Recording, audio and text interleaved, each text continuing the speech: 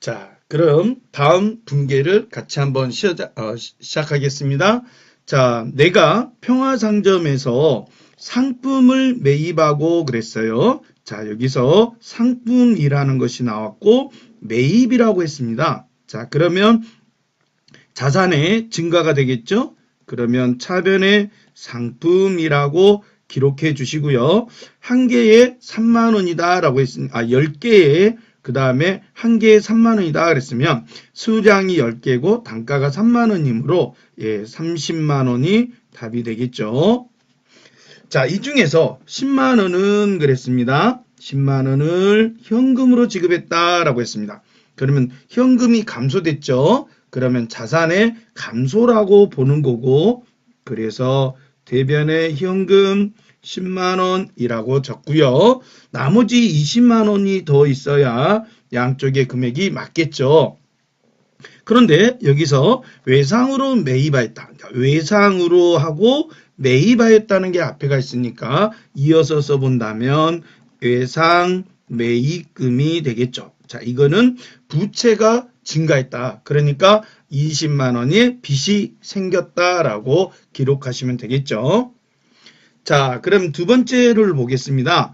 자, 평화상점에서 상품을 똑같습니다. 매입했다 그랬습니다. 그러면 자산의 증가라고 생각하라고 했죠, 여러분들. 그래서 차변에 상품이라고 하는데요. 이때 주의할 점은 매입할 때 내가 부담하는 거, 우리 회사 부담에 운반비가 2만 원이 들어갔다.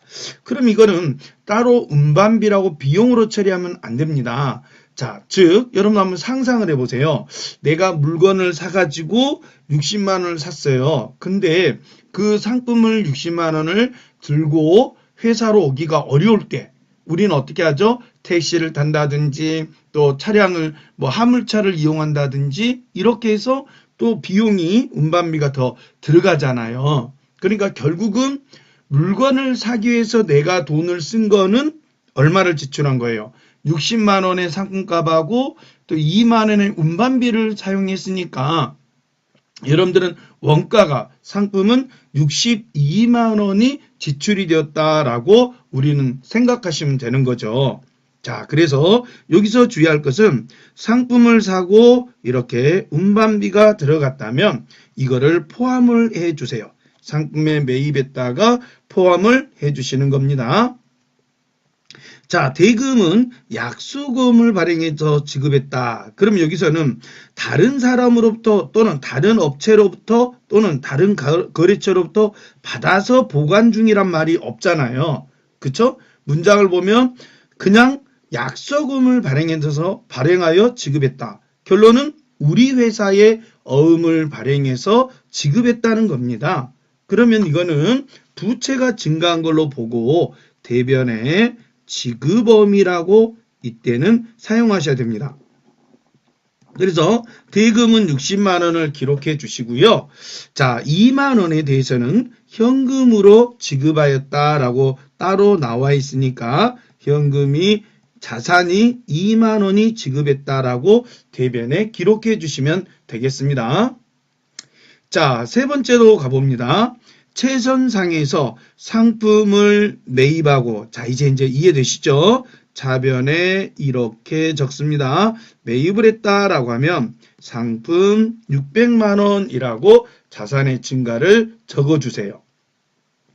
그리고 절반은 그랬습니다. 절반은 그랬으면 300만 원인데요.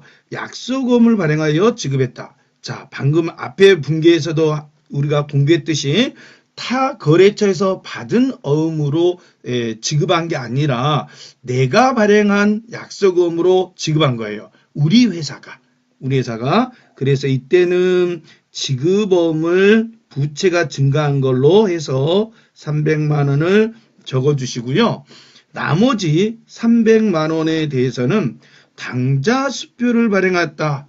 그러면 당자수표를 이용하는 것은 무슨 예금이냐면 당자예금이라는 거예요. 그래서 이걸로 지급했으니까 예금이 감소한 걸로 자산이 감소한 걸로 해서 대변에 기록해 주시면 되겠습니다. 자, 한 문제 더 풀어보죠. 상품을 매입하고 그랬습니다. 그러면 차변의 상품은 150만 원이 되겠죠. 자, 이 중에서 여기서 이제 보세요. 잘 보세요.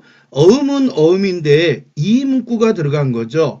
거래처에서 받아 보관 중인 약속금을 지급하고 그랬어요. 그러면 지금 앞에서는 그런 말이 없고 그냥 약속금을 발행하여 지급했다 이렇게 나왔다는 거죠.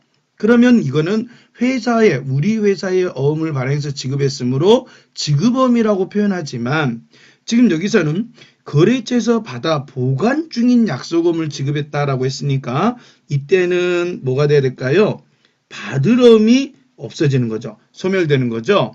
여기 거래처에서 받아 보관 중이다라는 말은 받을 어음을 얘기하는 거고 이걸로 지급했으니까 받을 어음을 100만 원을 기록해 주시고요. 나머지는 그랬으니까 50만 원을 더 기록을 해줘야 되겠는데요. 1개월 후에 지급하기로 했다라고 했으니까 이거는 외상으로 매입을 했다는 얘기가 되겠죠. 그래서 외상 매입금 부채의 증가로 기록해 주시면 되겠습니다. 자, 다음 투자자산 종류에 대해서 한번 알아보도록 하죠. 자, 우리가 앞으로 이제 투자자산이란 걸 공부하는데 이거는 업무용보다는 비업무용으로 많이 사용되는 거죠.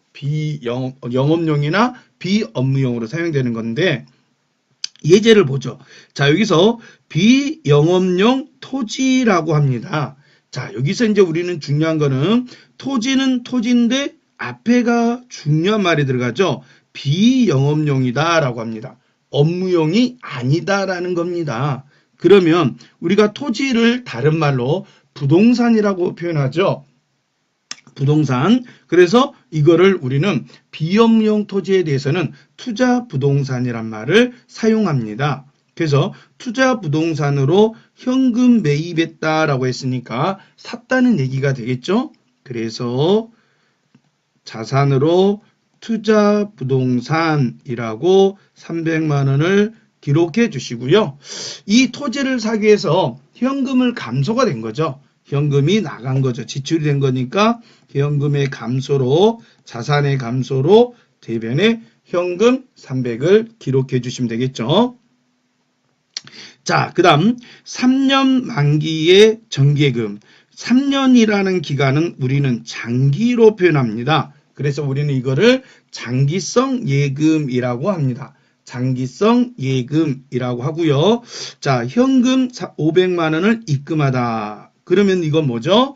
장기 예금에 가입을 했습니다. 오늘 예금을 가입을 했는데 3년짜리 통장을 3년짜리 적금을 여러분들이 예금을 했다. 이렇게 생각해도 괜찮겠습니다. 그러면 3년 동안 예금을 하니까 이거는 1년을 초과한 부분이 되면서 이거를 우리가 투자자산으로 봅니다. 그래서 장기성 예금에서 500만 원 적고 현금을 또 가지고 가서 예금을 했으니까 현금이 감소해야 되겠죠. 그래서 대변의 현금은 500만 원이라고 하시면 되겠어요. 자, 2년 후에 받기로 하고 자, 1년을 넘어가면 우리는 장기라고 표현합니다. 그리고 대여하였다라고 했으니까 자, 그러면 장기적으로 이제 2년 동안 대여하고 천호상점에 당좌수표를 발행해서 빌려주었다는 얘기입니다. 그래서 이럴 때는 차변에 채권이 발생했죠. 그래서 자산의 증가로 다음에 받으면 내 거 이제 돈이 대시 돌려받으면 이제 내 것이 되지 않습니까? 그래서 장기대금 자산의 증가로 200만 원을 적어주시고 당좌수표를 발행해서 지급했다, 대여했다 그랬으니까 당좌수표라는 것은 당좌 예금을 표현하는 거고 예금으로 감소가 돼야 되겠죠. 그래서 이거는 200만 원을 기록하시면 되겠어요. 자, 이번에는 유형자산을 한번 살펴보도록 하겠습니다. 자, 유형자산이란 우리가 업무용으로 사용되는 걸 말합니다. 회사에 필요한 어떤 자산을 우리가 취득하는 것을 업무용이라고 표현하는데요. 업무용 자산에 대해서 회계 처리해보자 라는 겁니다. 자, 그럼 1번. 회사 사옥을 신축하기 위해서 토지를 그랬습니다. 그러면 앞에와 투자부동산과 다른 점은 뭐죠? 우리는 여기서 회사 사옥을 신축한다라는 것은 회사의 업무에 필요한 토지를 샀다는 얘기입니다. 그러면 비영업용 토지와 업무용 토지는 다른 거죠. 그래서 비영업용 토지는 자, 아까 좀 전에 투자부동산이라고 우리는 계정 과목을 설정했었죠. 자, 여기서는 바로 토지라고 합니다. 자, 토지 1,500만 원 이렇게 적고요. 당좌 수표를 발행하여 지급했다. 이제 이해되시죠? 대변에는 당좌 예금이 1,500만 원이 지출이 됐다라고 적으시면 되겠어요. 자, 두 번째입니다. 내가 명일상점 소유의 창고 건물을 매입을 했다 그랬습니다. 자, 건물을 매입했으니까 상품을 매입한 것처럼 차변에 자산이 증가했다. 그래서 건물 3천만 원 하고 적어주시고요. 대금은 2,500은 당좌 수표를 발행하여 지급했다. 자, 이제 완전히 아시겠죠? 대변에 지급을 했으니까 예금이 2,500만 원이 감소하면 되겠습니다. 그리고 현금으로 나머지는 현금으로 지급했다라고 했으니까 현금이 500만 원이 감소한 걸로 처리해 주시면 되겠죠. 그래서 이렇게 2번은 해답이 되겠습니다. 자, 3번입니다. 업무용 책상과 의자 그랬습니다. 우리는 이거를 비품이라고 얘기하죠. 자, 비품이라고 합니다. 그래서 구입을 했으니까 자산의 증가로 비품이 12만 원이 되었고요.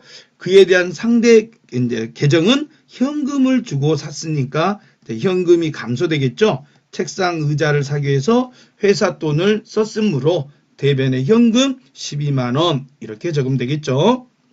자, 이제 4번으로 가보겠습니다. 자, 4번을 보면 공장에 사용할 기계를 구입하고 그랬어요.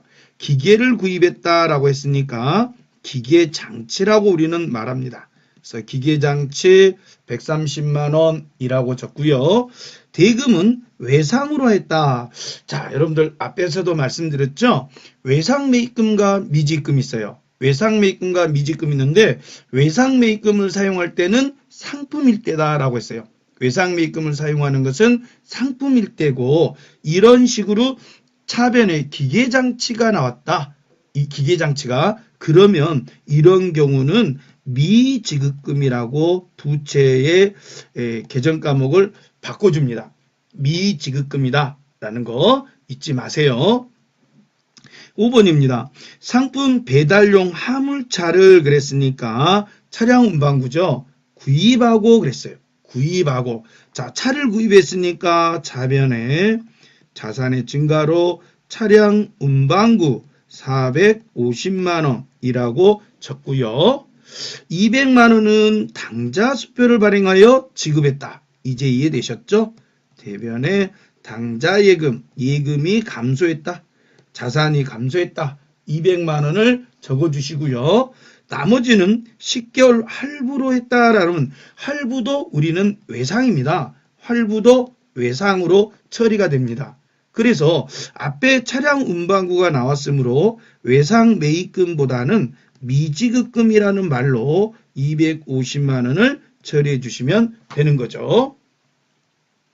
자, 이제 6번입니다. 6번은 당사 소유의 건물을 미래 기업에 매각 처분했다. 건물을 매각했다 그러면 어때요? 팔았다는 얘기죠.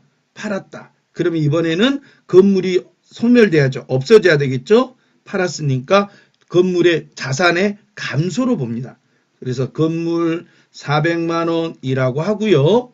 자, 돈을 받았는데 동점 발행 그럽니다. 그럼 여기서 동점이라는 것은 거래처가 발행했다는 거죠.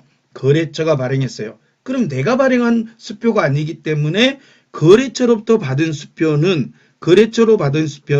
현금이라고 우리는 바꾼다라고 했어요. 만약에 우리 회사 당사가 발행한 그런 당좌 수표를 받았다. 그러면 처음부터 우리 회사가 발행한 거니까 당좌 예금이지만 지금은 거래처가 발행한 당좌수표를 받았으므로 현금이라는 말을 표현합니다. 얼마를 받았습니까? 500만 원을 받았다 그랬습니다. 500만 원을 받았다. 그러면 400만 원짜리 건물을 500만 원에 팔았으니까 100만 원의 이익이 발생했다라고 하죠. 수익이 발생했습니다. 이익이 발생했으니까 이거를 우리는 유형자산 처분이익이다라고 합니다. 유형자산 처분이익이다라고 사용합니다. 자, 7번입니다. 당사 소유의 중고 화물차 200만 원을 매각했다. 자, 매각했다. 자, 우리 앞에 건물처럼 매각을 했을 때는 팔았다는 얘기니까 회사의 차량 운반구가 없어지는 거죠. 회사의 차량 운반구가 없어진 거죠. 팔아버렸으니까. 그럼 얼마를 팔았냐? 200만 원짜리를 팔았다는 거죠. 그럼 돈은 일전에 발행한 당점 당좌수표. 여기서 이제 또 나오네요. 당점 그러면 뭐예요? 우리 회사 거라는 거죠. 당점은 우리 회사 당좌수표를 받았다. 그러면 이거는 당좌 예금이 돼야 됩니다. 우리 회사 당좌수표를 받았다라고 했으니까 당좌 예금을 150만 원을 기록해 주셔야 되는 거죠. 그러면 200만 원짜리인데 돈을 150만 원만 받았으므로 우리가 손해를 보았다라고 기록해야 됩니다. 이거를 유형자산 처분 손실이라고 합니다. 자, 원가보다 실제로 차량 가격보다 돈을 적게 받았으므로 회사의 손실로 보고 이것을 유형자산 처분 손실이다. 이렇게 표현하는 겁니다. 자, 그러면 이제 무형자산에 대해서 한번 살펴보겠습니다. 자, 무형자산은 업무용이지만 형체가 없는 거죠. 무형이다 보니까 이것도 업무용에 해당은 합니다. 업무용에 해당은 하지만 이거는 이제 여러분들이 조금 전에 말씀드린 대로 형태가 없는 걸 말합니다. 자, 일단 특허권 출원 비용입니다. 그럼 이건 특허권이겠죠. 이거를 특허권을 취득했다라고 나옵니다. 그럼 취득했으면 샀으니까 차변의 특허권이라고 합니다. 그래서 얼마냐? 2천만 원이라고 하시고요. 자, 이거는 당좌수표를 발행해서 지급했다. 그러니까 특허권을 사기 위해서 우리가 지출한 돈은 당좌수표를 발행해서 지급했다라고 했으니까 이거는 당좌예금이 2천만 원이 되어야겠죠. 자, 이번에는 신제품 개발을 위해서 대학의 산학협력팀에게 개발비용 200만 원을 현금으로 지급하였다. 무형자산, 여기서 이제 중요합니다. 두 가지인데요. 개발비용을 우리가 처리할 때 두 가지가 있습니다. 연구개발비라는 게 있고 개발비라는 게 있어요. 그러면 연구개발비 이렇게 나오면요. 연구비 또는 연구개발비 이렇게 하는 거는 비용으로 처리하는 거고요. 비용으로 처리를 하는 겁니다. 이거는. 그런데 여기서는 무형자산으로 처리하세요. 그랬습니다. 그러면 이거는 바로 개발비라고 합니다. 개발비라고 하는 게 무형자산으로 처리하는 방법입니다. 그래서 개발비 잊지 마세요. 개발비는 무형자산입니다. 현금으로 지급했다. 대금은 그러면 대변에 지급했으니까 현금이 200만 원이 없어져야 되겠죠. 3번입니다. 업무 전산화에 따른 소프트웨어를 그럼 이것이 개정 과목입니다. 소프트웨어 자체가 개정 과목이고요. 구입했다 그랬으니까 사들였습니다. 그럼 자산이 무형자산이 증가한 걸로 보고 차변의 소프트웨어 250만 원 하고 적고요. 대금은 일주일 후에 지급한다. 자, 그러면 지금은 소프트웨어를 사긴 샀지만 대금은 나중에 주겠다는 얘기니까 자, 여기가 상품이 아니잖아요. 상품이 아니므로 외상으로 처리하되 미지급금으로 처리해야 된다라는 것을 알아놓으시기 바랍니다. 자, 이번에는 부채로 넘겨서 부채에 대한 걸 한번 살펴보도록 하겠습니다. 그 중에 1년 안에 갚아야 될 부채, 이걸 유동부채라고 하죠. 부채는 빚입니다. 한마디로 빚을 졌는데 이걸 1년 안에, 1년 내에 상환해야 될 거, 갚아야 될 부채를 우리는 유동부채다라고 표현합니다. 잊지 마세요. 자, 그러면 또 해보죠. 상품을 매입했습니다. 상품을 매입했습니다. 그러면 아시죠, 여러분들? 차변의 자산의 증가로 상품 50만 원. 그럼 돈을 줘야죠. 뭘로? 외상으로 매입했다. 그러면 앞에서도 반복해서 말씀드렸습니다. 상품이 있으니까 뭐예요? 대변에는 외상 매입금 50만 원 이렇게 해야 맞겠죠? 자, 2번입니다. 내가 외상 매입금 50만 원 중에 자, 이게 1번과 2번이 연결되어 있는데요. 자, 여기가 대변에 지금 50만 원이 있습니다. 그런데 이 중에서 전부 지급한 게 아니라 20만 원을 현금으로 지급했다 그랬어요. 그러면 50만 원의 외상 매입금이 있는데 이걸 부채의 증가라고 하잖아요. 부채가 증가된 것 중에서 이번에 20만 원은 갚았다는 거예요. 현금으로 상환을 했다라는 의미입니다. 그러면 대변 쪽에 있는 부채는 차변 쪽으로 감소해 줘야 되겠죠. 그래서 차변에 오도록 하는 겁니다. 외상 매입금을. 그러면 이것이 뭐예요? 부채가 감소한 거다. 부채가 감소한 거다. 다만 얼마만? 20만 원만 처리해 주라는 거죠. 20만 원만. 그 다음 그럼 20만 원에서 뭘 지급했냐? 현금은 20만 원을 줬다. 그러면 어떻게 해요? 우리 프로그램에서 50만 원에서 20만 원 빼면 잔액은 이제 30만 원 남았어요 라고 아마 여러분들 프로그램에 표시가 될 겁니다. 자, 이제 3번으로 갑니다. 상품을 매입했습니다. 이제 이해되시죠? 또 자변에 상품 30만 원이라고 하시고요. 자변에 상품 30만 원. 그 다음 약수금을 발행하여 지급하였다. 그럼 뭐예요? 상품을 매입했잖아요. 자, 우리가 상품을 매입했죠. 그럼 뭐라고 적는다? 지급어음이라고 적습니다.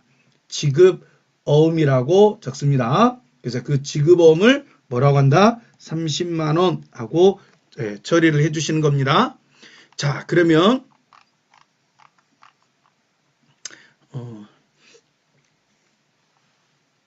자, 우리 앞에 한번 보실까요?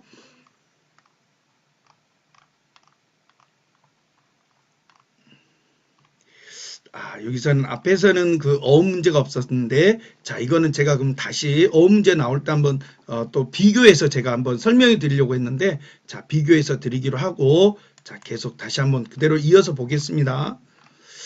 자, 4번입니다. 자, 4번은 당사가, 그럼 이거는 우리 회사가 이 말이에요. 우리 회사가 이 말이에요. 그러면 우리 회사가 발행 지급한 약속금, 그러니까 이렇게 대변에 있는 이 지급금, 이게 우리 회사가 발행한 거죠. 우리 회사가, 이거는 우리 회사가. 그래서 이거를 만기가 됐습니다. 그러면 이거는 이제 어음이니까 외상이란 말이에요. 이것도. 그래서 나중에 이거는 이제 갚아야 돼요. 여러분들이 결제를 해야 됩니다. 왜 그러냐면 우리가 이렇게 적는 게 부채의 증가잖아요. 언젠가는 부채는 없어져야 됩니다. 소멸돼야 됩니다. 그래서 감소돼야 되는데 만기가 도래해서 결제했다 그러면 부채가 감소됐다는 말로 표현할 수 있어요.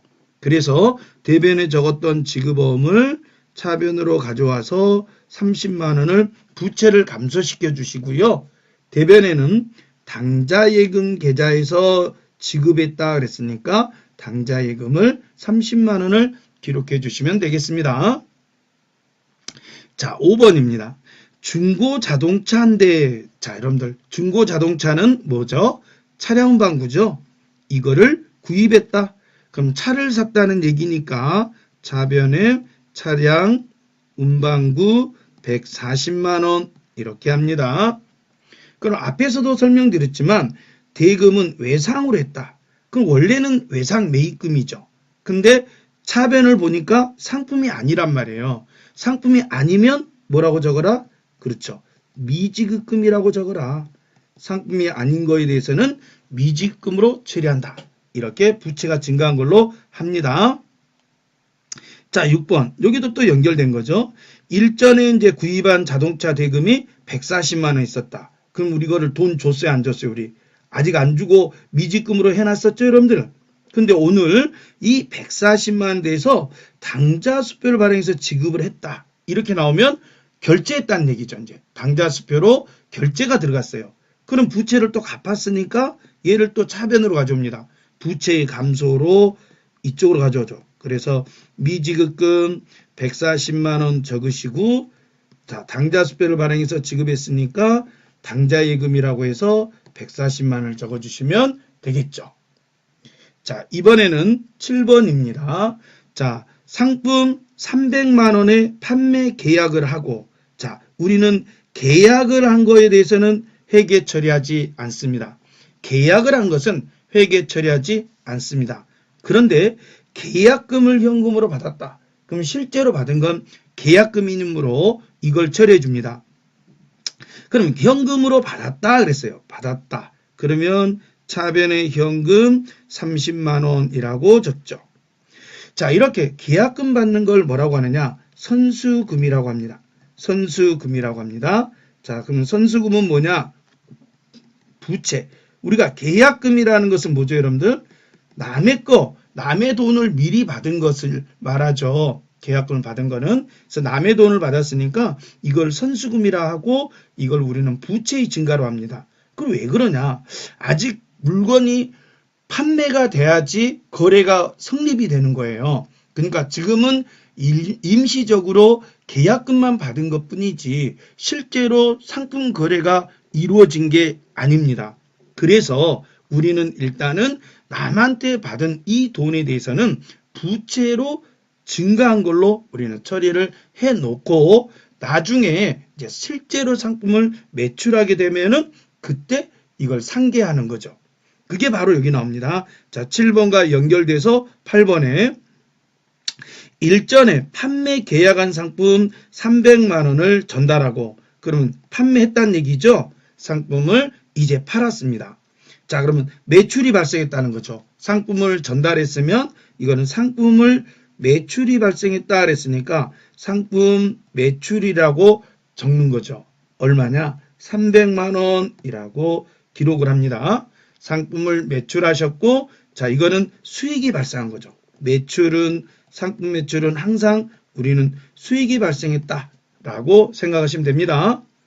그러면 여러분들이 잠시 생각해 보세요. 이제 상품을 300만 원을 팔았으면 대금은 300만 원을 받아야 되는데, 자, 여기 좀 보셨죠?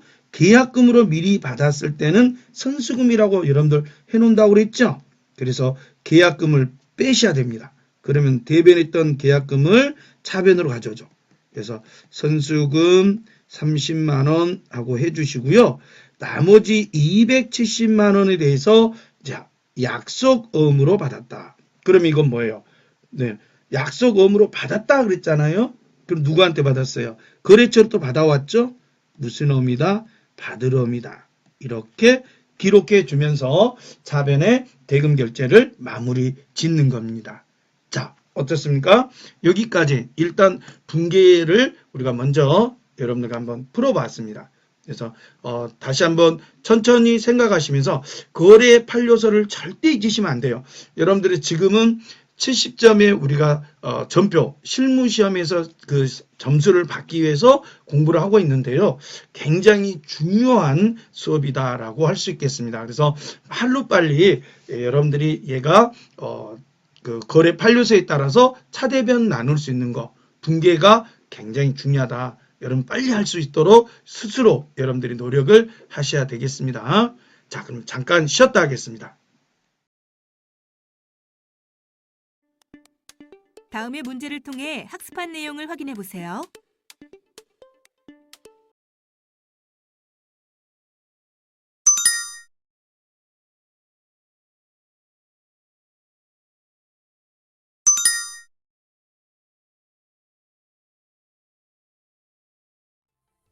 학습 정리를 통해 오늘의 학습을 정리해 보세요.